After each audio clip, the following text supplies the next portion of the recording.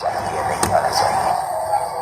اس قوم کے وزراء، اس قوم کے گورنر، اس قوم کے صدر اور وہ وزراء رات بھر کجریوں کا ناچ دیکھتے رہے، ڈانس دیکھتے رہے، شراب اور بدکاریوں کی محفلیں ساری رات کرتے رہے.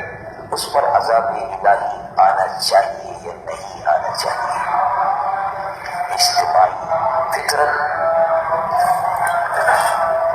افراد کے اعمال اور بد کرداری سے صرف نظر کر لیتی ہے، ان کے گناہوں کو معاف فرما لیتی ہے. لیکن قوم کی قوم جس میں جو تاثیر جو اللہ رب العالمین کی جانب سے قوم کی تربیت ہوتی ہے وہ بڑی سخت ہوتی ہے. عذاب الہی آتا ہے، عذاب الہی آیا. ہم نے ہندوستان پر 500 برس حکومت کی، 800 برس. ہم نے اسپین پر 707 سال حکومت کی اور تقریباً 800 سال ہندوستان پر حکومت کی. ہندوستان کی سرزمین پر 4 دبدبے سے حکومت کی ہے. وہ لال قلعہ ہماری عظمتوں کی گواہی دے رہا ہے. بادشاہی مسجد لاہور، بادشاہی مسجد دہلی، یہ سب ہماری عظمتوں کے گواہ ہیں. ہم نے 800 برس ہندوستان پر حکومت کی، پھر حکومت ہمارے ہاتھ سے نکل گئی.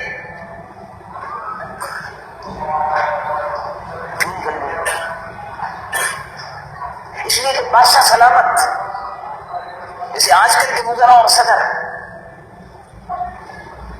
بادشاہ سلامت رات بھر مجرا دیکھتے رہے. بازاری عورتیں ناچ رہی ہیں، ڈانس ہو رہا ہے، مجرا کہلاتا تھا، مجرا ہو رہا ہے. بادشاہ اور شہزادے مجرے میں لگے ہوئے ہیں، طوائفیں ناچ رہی ہیں.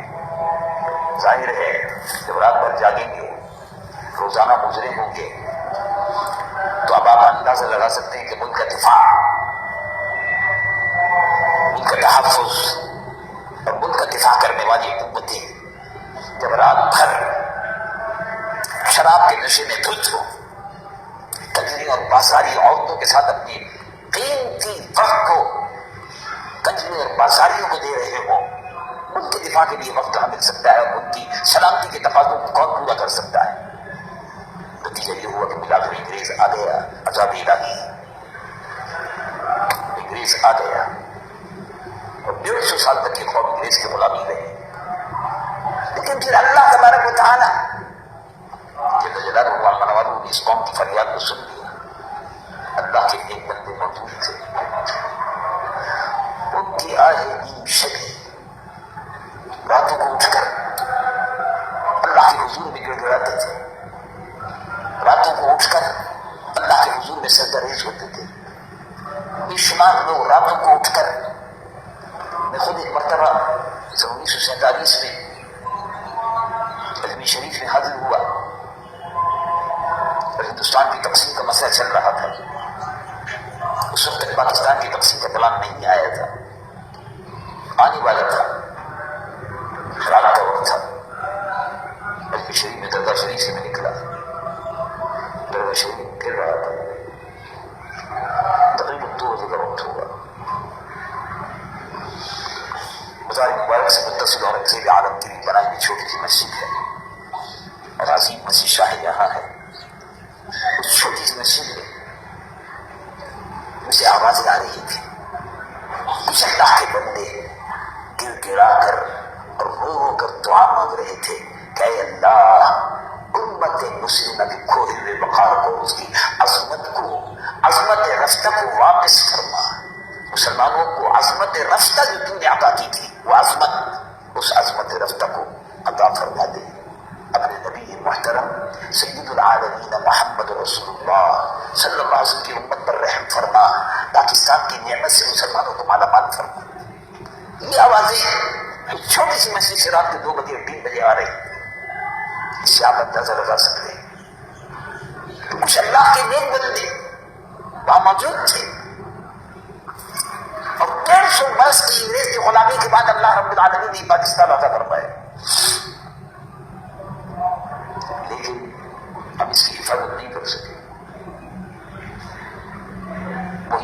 معاشرت پاکستان بننے کے بعد دولت کی رین پین، پیسے کے پجاری اور پیسے کے بھکاری، حرص و ہوس کے پجاری، شراب کے رسیاں، حرام کاری، بدکاری و زناکاری کرنے والے افسران، اور اس زمانے کے وہ جنرل یحییٰ خان، یہ سب لوگ تھے۔ اللہ رب العالمین نے جل جلالہ نے عذاب نازل فرمایا اور مشرقی پاکستان مغربی پاکستان سے جدا ہو گیا، جدا کر دیا گیا، بڑی ذلت و رسوائی کے ساتھ ڈھاکے کے پلٹن میدان میں ہتھیار ڈال دیے گئے اور مشرقی پاکستان سے ذلت و رسوائی کے ساتھ نکال دیے گئے۔ یہ تھا انجام۔ لیکن اب 32 برس گزرنے کے بعد ہم کوئی سبق حاصل نہیں کیا۔ اب مسرت بنا رہے ہیں، اب جنوری کا جشن منا رہے ہیں، عیسائیوں کے نئے سال کا جشن منا رہے ہیں، اب ناچ و رنگ کی محفلیں لگ رہی ہیں اور شراب، بدکاری اور حرام کاری کے کھلے ہوئے لائسنس دیے جا رہے ہیں۔ کچریوں کے اور رنڈیوں کے بازار کھلے ہوئے ہیں۔ کچری اور رنڈی جو ہے ان کو فنکارہ کہا جاتا ہے، طوائفوں کو طائفہ کہا جاتا ہے، نام بدل دیے گئے، خوبصورت نام رکھ دیے گئے۔ شیطان نے یہ سارے دھوکے، یہ سارے فریب ہمیں سکھا دیے اور قوم جو ہے اس کو عیاشی پر ڈالا جا رہا ہے۔ لیکن پھر بھی اللہ رب العالمین کا فضل ہے، اس کا کرم ہے۔ مشرقی پاکستان کی شکل میں جو عذاب نازل ہوا تھا، اللہ رب العالمین نے اس ملک کی حفاظت کا بھی انتظام فرما دیا اور آج الحمدللہ اس ملک کو اللہ رب العالمین نے ایٹمی قوت عطا فرما دی ہے۔ یہ اللہ تبارک و تعالیٰ کا فضل ہے، ورنہ ہمارے پاس کوئی تحفظ کا سامان نہیں تھا۔ اب اس ملک کی حفاظت کا بھی مسئلہ ہے۔ اب اس ملک کی حفاظت کے سلسلے میں خود اس کے محافظ جو وہ پریشان ہیں، وہ کہہ رہے ہیں کہ ایران کے بعد ہماری بیماری آ سکتی ہے، اور کا مطلب یہ ہے ہم تو پہلے سے کہہ رہے تھے کہ افغانستان میں جو امریکہ آ رہا ہے اس کے بعد پاکستان کا نمبر ہوگا، یا ایران کا ہوگا یا عراق کا ہوگا، لیکن پاکستان کا نمبر ضرور آئے گا۔ امریکہ کسی کا دوست نہیں ہے، عیسائی ہمارے دوست نہیں ہے، یہودی ہمارے دوست نہیں ہے، ہندو ہمارے دوست نہیں ہے۔ آپ ان پر کیوں اعتبار کرتے ہیں؟ اگر ہم کہتا ہے نہیں، اس کا مطلب نہیں کہ وہ منکر قرآن ہے۔ قرآن میں اللہ رب العالمین جل جلالہ پاک نوازوں نے پوری وضاحت کے ساتھ بیان کروا دی، کوئی بات ڈھکی چھپی نہیں گئی، ہر چیز کا جواب قرآن میں موجود ہے۔ فارن پالیسی، خارجہ پالیسی کی بنیاد کیا ہونی چاہیے، قرآن میں اس کا ذکر موجود ہے۔ اب کوئی چاہے قرآن نہ پڑھے، قرآن کو نہ سمجھے، قرآن کو نہ دیکھے، تو اس کا کیا علاج ہے؟ میرے اور آپ کے پاس تو کوئی علاج نہیں، لیکن ہے قرآن نے اللہ رب العالمین نے ذکر فرما دیا اور ارشاد فرمایا کہ دیکھو فارن پالیسی کے رہنماؤں سے رب العالمین جل جلالہ عما والو ارشاد فرماتا ہے یا ایھا الذین آمنوا لا تتخذوا اليهود والنصارى اولیاء بعضهم اولیاء بعض، کافروں کو یہودی اور عیسائیوں کو اپنا دوست مت بناؤ، وہ تمہارے دوست نہیں، وہ ایک دوسرے کے دوست تو ہو سکتے ہیں، یہودی اور عیسائی ایک دوسرے کے دوست ہو سکتے ہیں، ہندو اور عیسائی اور یہودی ایک دوسرے کے دوست ہو سکتے ہیں، تمہارے دوست نہیں ہو سکتے۔ سمجھ لو، اللہ رب العالمین نے فرمایا۔ پھر ایک اور مقام پر ارشاد فرمایا کہ یہ کسی قیمت پر تم سے راضی نہیں ہوں گے، وَلَن النصارى حتى تتبع ملتهم. کبھی بھی یہودی اور عیسائی ہرگز آپ سے راضی نہیں ہوں گے یہاں تک کہ آپ ان کی ملت میں ضم ہو جائیں، ان کا دین قبول کر لیں، تب وہ راضی ہو سکتے ہیں، ورنہ نہیں راضی ہوں گے. آج ہمارا حال نہیں ہے. ہمارے صدر کو یہ کہنا پڑا کہ اب پاکستان عراق کے بعد ہماری باری ہے. اس کا مطلب یہ ہے کہ اب تک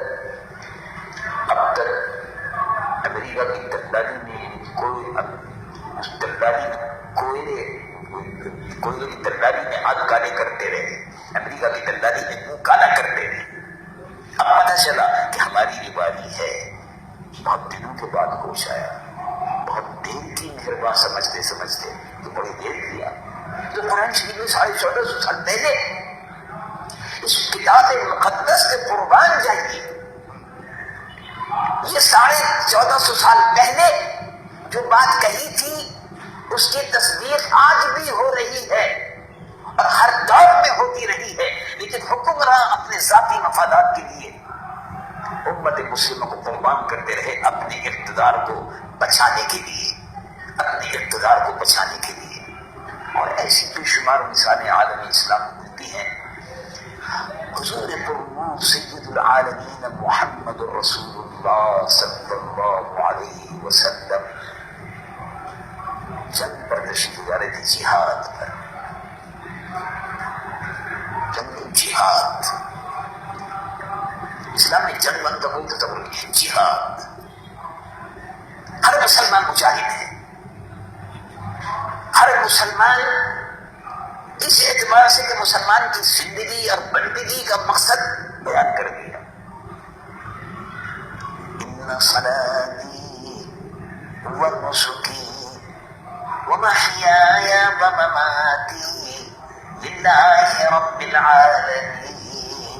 میری نمازیں، میری قربانی، میرے تمام مناسب یہ سب اللہ رب العالمین کے لیے ہے. زندگی اللہ کے لیے ہے، بندگی اللہ کے لیے ہے، سب اللہ کے لیے ہے، جان اللہ کے لیے ہے. اور اگر چلی جائے پھر بھی حسرت یہ رہنی چاہیے کہ جان دی بھی اسی کی تھی. اب تو یہ ہے کہ اب ادا نہ ہو. ہم نے ملک مل گیا، شوہرت اور عصمت مل گئی، پیسہ مل گیا، مادیت آ گئی، ہم جشن میں لگ گئے. یہ حال امت مسلمہ کا لالچ، حرص اور ہوس. آپ تصور کر سکتے ہیں کہ کوئی مسلمان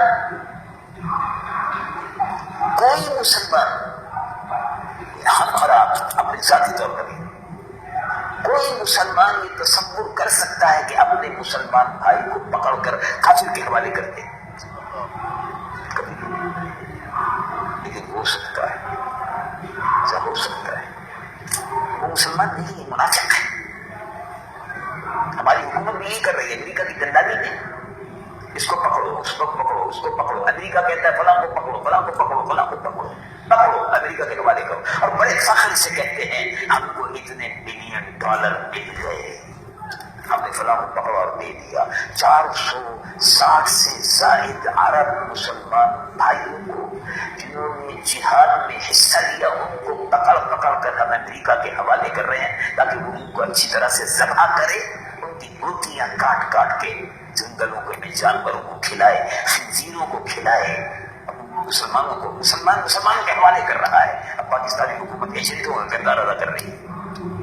یہ ہو رہا ہے، اس ملک میں ہو رہا ہے اور یہ پہلے بھی ہوتا رہا. یہ روایت ہے امام علی مقام امام حسین رضی اللہ عنہ وارضا حضور پرنور صلی اللہ علیہ وسلم کی اہلیت سے 40 برس اور 45 برس کے بعد کیا نقشہ بدلا دیکھی. کیا بات تھی؟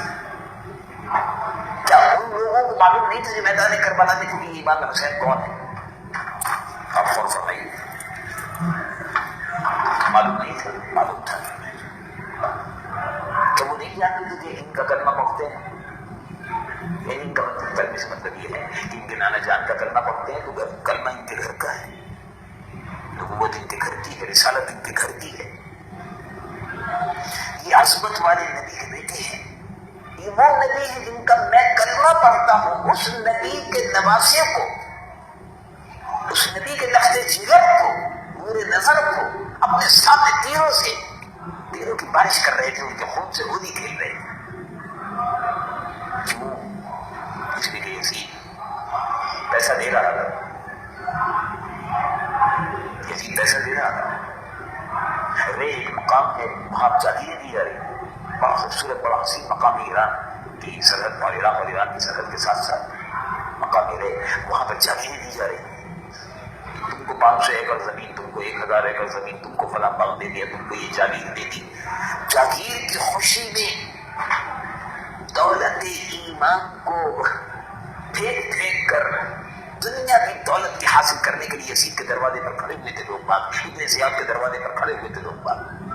دولت، پیسہ، پیسہ. لیکن آپ نے دیکھا وہ پیسہ کس کے کام آیا؟ پیسہ کس کے کام آیا؟ کسی کے کام نہیں آیا، ان کے خود کے کام نہیں آیا. ان کی اولاد کے تو کیا کام آتا، ان کے خود کے بھی کام نہیں آیا. وہ تو امام عالی مقام کے خون کو بیچ رہے تھے. یزید ان کا خریدار تھا، یزید امام حسین کے خون کا خریدار تھا. اب امام حسین کی اتنی عظیم قربانی کو مسلمانوں نے اس کا بھی جشن منا دیا. آپ کے جشن منا دی کیا ہو؟ امام حسین کی قربانی کو بجے جشن منا لو. کیا کرنا ہے؟ فاتحہ دو. اور کیا کرنا ہے؟ جلوس نکالو. اور کیا کرنا ہے؟ بتی جلا دو. اور کیا کرنا ہے؟ چراغ جلا دو. کیا کرنا ہے؟ تعزیہ بنا دو. اور کیا کرنا ہے؟ موم بتی جلا دو. اور کیا کرنا ہے؟ جلیبی چڑھا دو. اور کیا کرنا ہے؟ بھگوڑا نکال دو. اور کیا کرنا ہے؟ وہ تعزیہ بنا دو. اور اس میں چڑھاوا چڑھا دو. اور اس پہ ہزاروں لاکھوں روپیہ خرچ کر دو. اس کو کماری میں بہا دو. شاید کربلا پہنچ جائے. سفر کرتے کرتے کربلا تو سمندر پر نہیں بس رہا ہے. یہ امام عالی مقام نے جو عظیم قربانی دی، اس وقت اور آج کا وقت، وہ صدی بہتی اور یہ آج 1400 سال کے بعد کوئی فرق بظاہر ہے؟ کوئی فرق نہیں. آپ خود دیکھیں. اب ہم کسی سے کہتے ہیں بھائی شراب حرام ہے، یہ رنڈیوں کی جو بازار کھلے ہوئے یہ سب حرام ہے، بدکاری کے جو اڈے کھلے ہوئے یہ سب حرام ہے، چوہے کے اڈے جو کھلے ہوئے یہ حرام ہے، یہ نائٹ کلب میں جو ڈانس ہو رہے ہیں یہ حرام ہے، یہ ٹیلی ویژن سے جو ناچ دکھائے جا رہے ہیں یہ حرام ہے، یہ ٹیلی ویژن پر مسلمان بہو بیٹیوں کو جو نچوایا جا رہا ہے یہ حرام ہے. یہ ناچ اور گانا جو ہے یہ تو ہندو اور یہودی اور عیسائیوں کا تو رواج ہے، مسلمانوں کا تو نہیں. یہ تو حرام ہے شریعت مصطفیٰ صلی اللہ علیہ وسلم. اور حکومت اس سے مسئلہ ہی ہوتی، ٹیلی ویژن کا اس سے مسئلہ ہی ہوتا. ٹیلی ویژن میں ایسا لگتا ہے کہ مسلمانوں کو یہودیوں کے ایجنٹ بیٹھے ہوئے ہیں ٹیلی ویژن میں، ہندوؤں کے دلال بیٹھے ہوئے ہیں ٹیلی ویژن میں، جو مسلمان بہو بیٹیوں کو نچوا رہے ہیں. آپ کہیں گے یہ باتیں جو ہیں یہ تو سیاسی باتیں ہو رہی ہیں. یہ مسئلہ بیان ہو رہا ہے، سیاسی بات تو نہیں ہے، مسئلہ بیان ہو رہا ہے. امام حسین رضی اللہ عنہ میدان کربلا میں کیوں گئے تھے؟ آپ سوچیے خود. اور آج کے دور میں سوچیے کہ آج کے دور میں کیا ہو رہا ہے. آج کے دور میں وہی ہو رہا ہے جو اس وقت یزید کرتا تھا، بسنت. یزید بھی بسنت مناتا تھا. بسنت کا کیا مطلب ہے؟ بسنت کا مطلب یہ کہ شراب ہوتی، رات بھر ناچ دیکھو، پتنگ اڑاؤ، پتنگ جب کٹ جائے تو اس پر لاکھوں روپیہ نشاور کر دو. تو یزید کے یہاں پتنگ نہیں ہوتی تھی، بس یہی بات تھی. باقی تو سارے کام وہی ہو رہے تھے جو آج بسنت میں ہو رہے ہیں. یزید کے یہاں سب وہی ہوتا تھا جو آج ہمارے یہاں سمندر کے کنارے 1 جنوری کو 25 دسمبر کو ہوتا ہے. یزید کے یہاں سب کچھ وہی ہوتا تھا.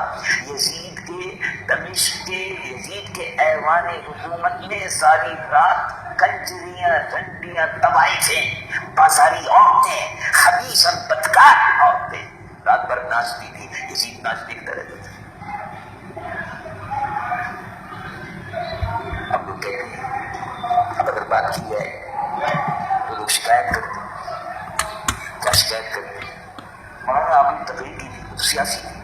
کیا سیاسی تھی بھائی؟ سیاست کی کیا بات تھی؟ دین کی باتیں تھی. یہ صاحب یہ جو ہے حکومت کا بات آ گئی. اگلی مسئلہ تو سارا حکومت کا ہی تھا. امام حسین رضی اللہ عنہ کا جھگڑا کس سے تھا؟ کوئی جداد بھائی سے تھا. چھوٹی داد بھائی سے جائیداد کا جھگڑا تھا. کوئی داماد سے بیٹی کے لیے دین کا جھگڑا تھا. تو میدان کربلا میں گئے تھے. کیا جھگڑا ہوتا تھا؟ بیٹی کے لیے دین کا جھگڑا تو نہیں تھا. جیسے کے لیے دین کا جھگڑا نہیں تھا. امام حسین کا جھگڑا کیا تھا؟ آپ خود سوچیے. ہم نے اس جھگڑے کو بالکل بھلا دیا. اصل سبب کیا تھا ان کو بھلا دیا. فاتحہ پہ لگ گئے. شربت پلا دو، پانی پیو، یاد کرو امام حسین. اس سے بہت اچھی بات ہے. فاتحہ پہ لو، شربت پاک کو، حلیم پکا دو، تبرک تقسیم کر دو. اس کے بعد بس آگے کچھ نہ کریے. اس کا تقدس، کربلا کا تقدس یہی ہے. شہادت امام حسین کا تقدس، اس کی عظمت یہی ہے کہ حلوہ پکاؤ، کھچڑی پکاؤ، کھچڑا پکاؤ، حلیم پکاؤ، شربت پلاؤ، فاتحہ دے دو، تعزیہ بناؤ، تعزیے پہ جلیبی چڑھاؤ، چھوٹی قبر بناؤ، امام حسین کی قبر جگہ جگہ بناؤ. بس یہ کام ہو گیا سارا. ٹھیک ہے. اس سے آگے مولانا آپ کیا بات کرتے ہیں؟ بڑی تو سیاست ہو گئی. قوم کو لوگوں نے بے وقوف بنا دیا، مسلمانوں کو گمراہ کر دیا، مسلمانوں سے روح جہاد کو ختم کر دیا. اور اگر روح جہاد کی بات کی جائے اور تنقید کی جائے، دین کی شریعت کی بات بتائی جائے تو کہا جاتا ہے کہ سیاسی بات ہو. اگر ہم یہ کہیں کہ کراچی میں جو شراب خانے کھل رہے ہیں یہ سب حرام ہے، حکومت بدکار ہے، حرام خوروں کی حکومت ہے، کیوں حرام کے لیے دکانیں کھولی جاتی ہیں؟ یہ حرام فروغ پڑا ہے. حرام خوروں کی حکومت ہے جس میں ٹیلی ویژن پر مسلمانوں کی بہو بیٹیاں ناچ رہی ہیں. لوگ کہنا شروع کر دیتے ہیں آپ تو سیاسی باتیں کرتے ہیں. بھائی سیاست مذہب کہتا ہے، قرآن کہتا ہے یہ حرام ہے. قرآن کہتا ہے کہ شراب حرام ہے. قرآن کہتا ہے کہ جو لوگ مسلمانوں میں فحاشی یعنی بے حیائی پھیلاتے ہیں ان پر اللہ کا عذاب نازل ہو کر رہے گا. قرآن کہتا ہے. تو اگر کوئی آدمی دین عذاب سے بچانے کی ترتیب بڑی، عذاب سے بچو، اللہ سے ڈرو، یہ ناچ رنگی نچنی حرام ہے، یہ مسجد وسط کے سارے میلے ٹھیلے حرام ہیں.